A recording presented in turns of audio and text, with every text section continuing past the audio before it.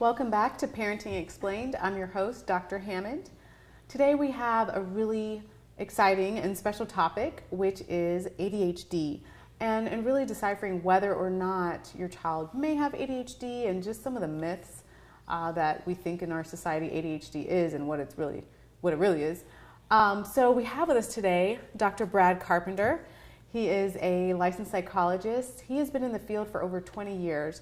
He has a wealth of experience in this area with ADHD and depression, anxiety, learning disabilities, and he's worked with thousands of families actually, children, teens, families, adults. So he is here today to impart some wisdom for us. So thank you for being here today. Great, thanks for having me. Yeah. No problem. So really, I mean, we hear a lot about ADHD, but really there's a lot of different types of ADHD, which not necessarily everyone knows about. So what are some of the different types of ADHD, and really what does it even mean to have ADHD? Right, well, I guess the name itself can be a little confusing. It's attention deficit hyperactivity disorder. Mm-hmm. And so that is the term that is used even for what we would call the inattentive type of attention deficit disorder. And it used to be called attention deficit disorder, so they didn't make the distinction like they do today. Right. But parents really just need to be concerned, I would say, about three types. Okay. One is they probably don't need to be concerned that much about getting the perfect diagnosis right on the front end anyway. I think people spend a little bit too much time with that, but that's why you're paying the professionals out there. Right. And so use the resources you have. But when you get in there, you'll discover there are a couple different types. One is hyperactive, and that's exclusively hyperactive. One is inattentive, which is exclusively inattentive. And one is the combined type. Right. I see a lot of the combined type. Okay. But the inattentive child is sometimes seen as in their own world, or there are a lot of different terms like used. Daydreaming, or daydreaming, things that wouldn't necessarily distract other kids or distracting for them. They can even be distracted by internal language that's going on. And so those children don't tend to have the associated behavioral issues sometimes that the combined type and the hyperactive do. Right. They're just harder to manage because it's that motor activity and their inability to stay in one place, and sometimes, especially in a classroom where it's so important for teachers to maintain that control, right, it can be very, it can upset the flow and the balance of a classroom. And so is it harder, do you think, to detect the inattentive type if the child's not really acting out necessarily or moving around the classroom? Is that harder for teachers to see? I think so, yeah, because like really the ones that are getting the attention are the ones that require the attention. And I think the inattentive type does seem to slip through the cracks. It seems like we don't hear about that type as often, as you mentioned. So even if a child is not necessarily hyperactive or impulsive or getting out of their seat, they still could have ADHD. Absolutely, and they can still be impulsive and be the inattentive type. It's part of when parents are coming into this and asking these questions, they're asking them, so they're trying to, like I said, they're trying to fit it into just the right category because they want just the right care. Right. And so I think you have to rely on the people in your environment and the professionals and teachers. Teachers will help identify these issues. Sometimes administrators in the school will pick up on these what things. if a teacher does say, you know what, little Johnny, I think he has ADHD or he has some problems with attention. What are the steps for parents to take to find out if their child does have ADHD? Well, I think that it's become more and more difficult to navigate this landscape with insurance, and when parents are looking for any kind of medical care, psychological care, they need to think about who is their insurer. Who are the people that they know that can direct them? Like teachers are a good resource, school is a good resource.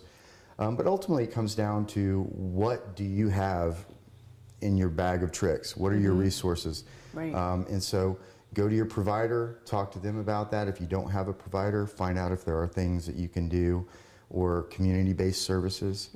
There are a lot of resources out there. The internet is a huge resource, obviously, to find out more and more about that, and that is equally difficult of a landscape to navigate, because there's so much sales going on, and you have to go to respected sites, and you can look, on APA and different sites to learn. APA, like American Psychological Association, to learn more about these things, and sift through the various resources out there. But there's a lot out there. There's a lot of good out there.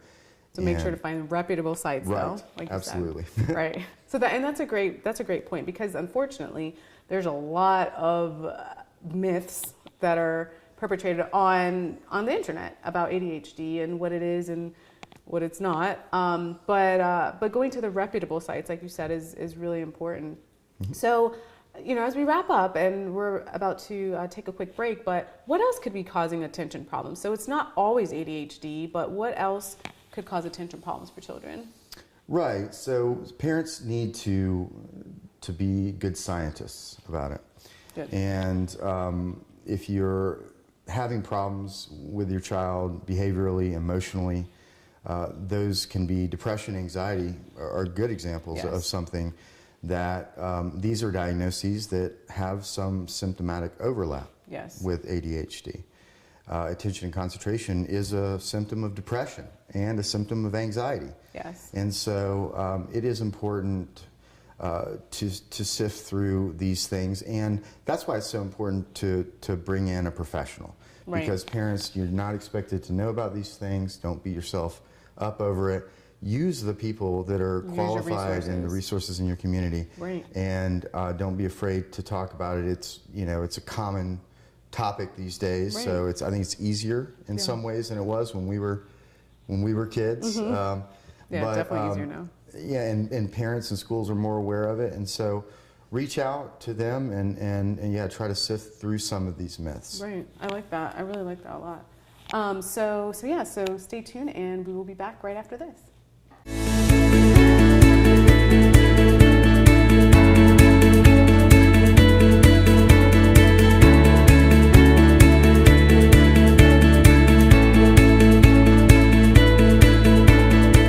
The most important thing to do when you're confronting any big decision is just try to remain calm and try to be rational.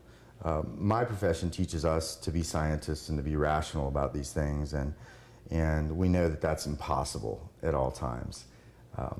But the fact that you are actually looking at something and you are trying to make some change and advance the health and well-being of your children or yourself, that is the key.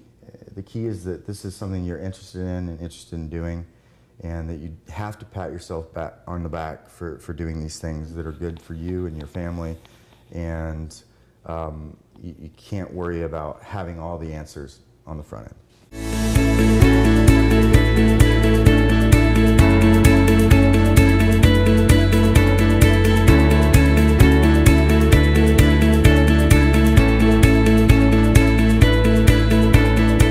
Welcome back. We have our guest today, Dr. Carpenter, giving us lots of information, very valuable information about ADHD.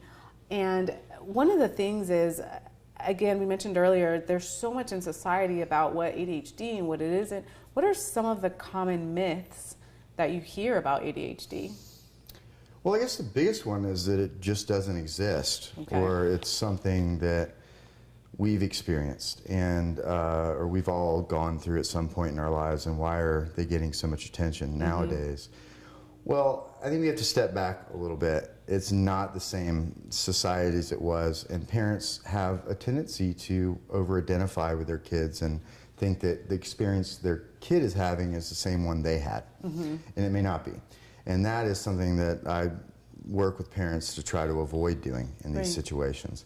And the myth of just the field of psychological disorders has always been played second fiddle to medical issues. And so I think getting through that and learning about how much scientific research has gone into it, into working with schools and with various companies that provide treatment, and with our training, as psychologists. And so there's a lot of information out there.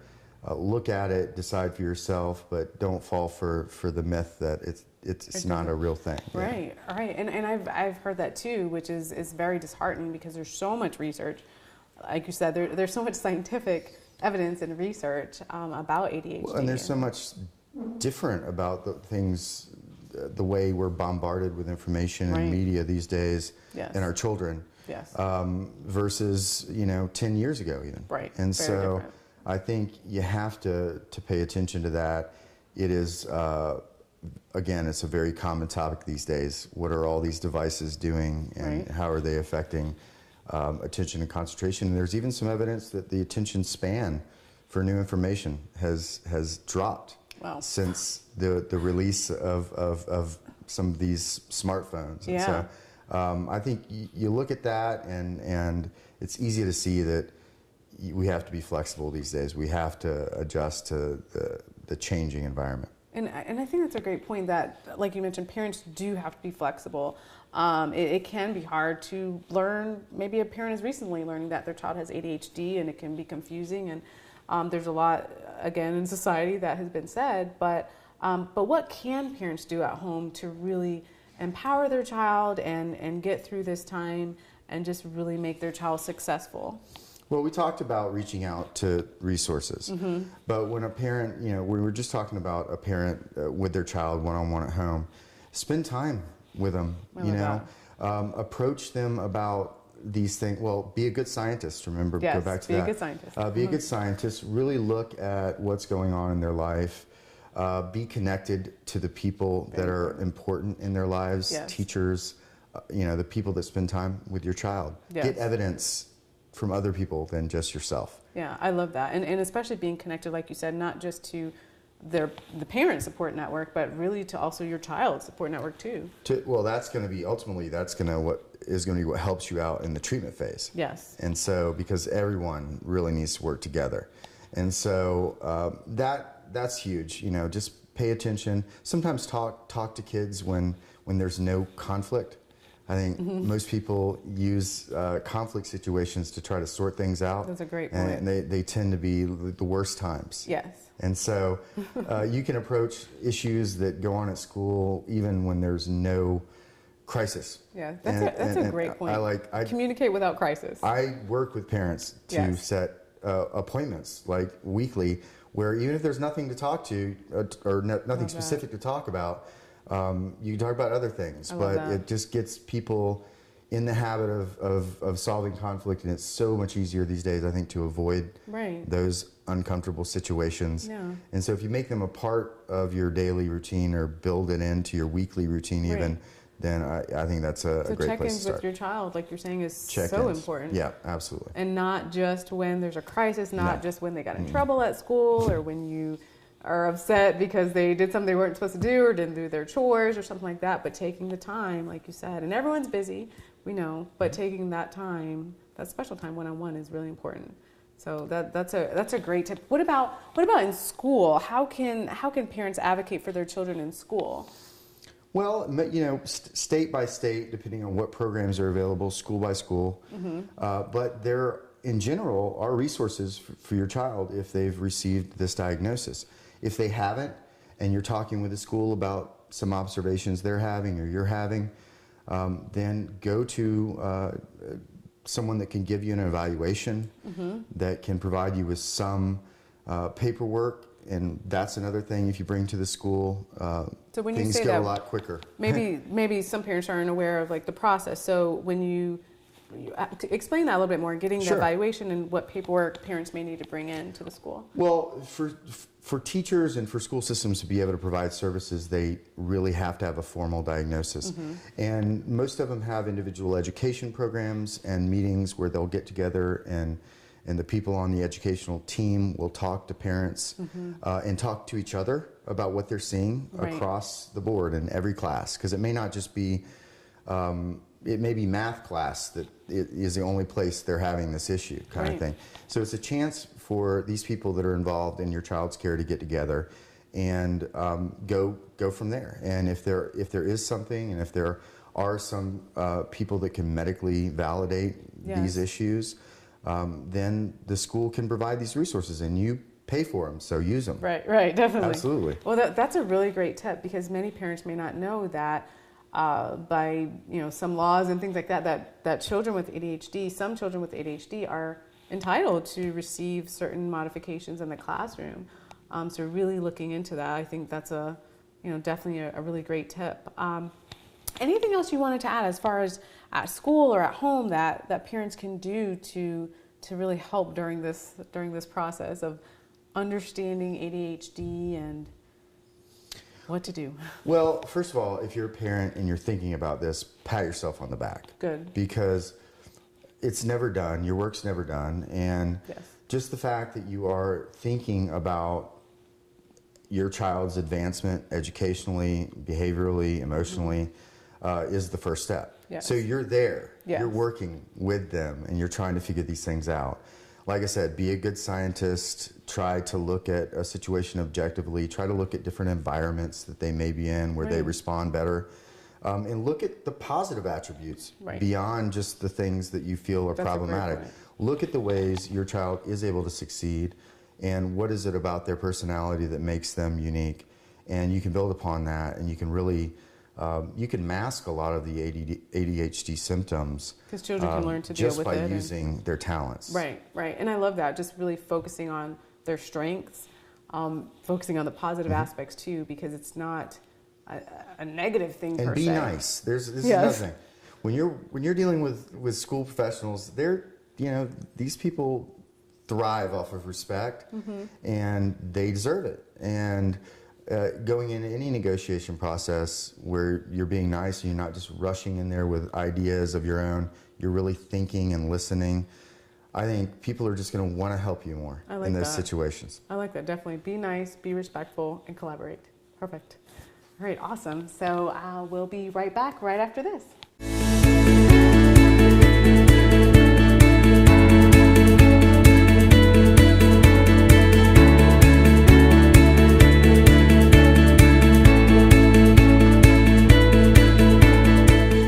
Important thing to do when you're confronting any big decision is just try to remain calm and try to be rational. My profession teaches us to be scientists and to be rational about these things, and we know that that's impossible at all times.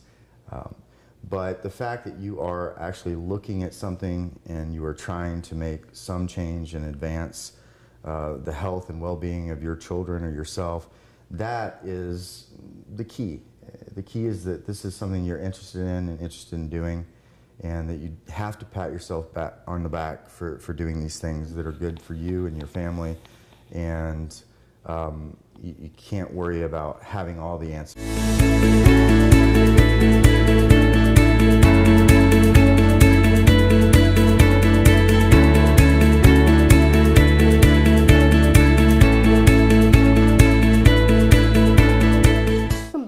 So we've been talking a lot today with Dr. Carpenter, who is a psychologist who specializes in ADHD among other mental health conditions, and providing a lot of great tips about ADHD especially.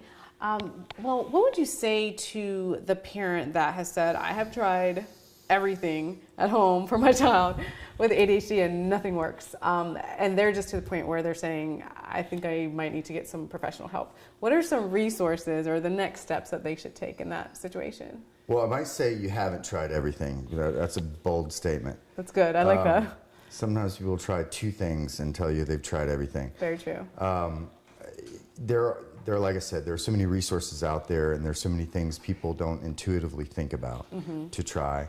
But just the contacting the professional, I think, is huge. Yes. It doesn't matter what walk of life you're in, there's somebody else that knows more about you, and you know more about your child. I will say that. Yes. And so that's why you're the most valuable resource in this whole process, because nobody knows your child better than you. I like that. You're the expert of your child. You're the expert of your child, and you're just relying on somebody else. And I like to think of therapists and evaluations as guides, yes, more than telling you what to do or how to be. And there is, some flexibility, and it's not a one-size-fits-all type approach. And so I would say that reaching out to someone, it definitely can be hard.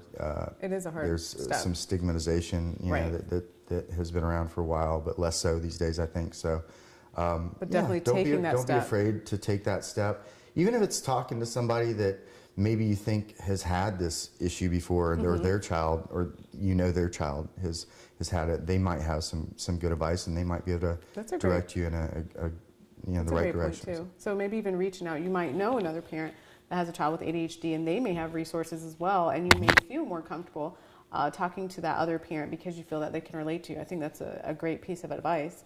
And parents themselves that maybe are just really stressed out throughout this process, we know that it's important for parents to have self-care. So what piece of advice would you give to parents to really take care of themselves during this process? Yeah, that's a tough situation. I always like to think of the plane flights where they said, pull the oxygen mask and put it on yourself before you put it on your child. Yes. I like to think of it that way. You have to be doing things to take care of yourself in this process.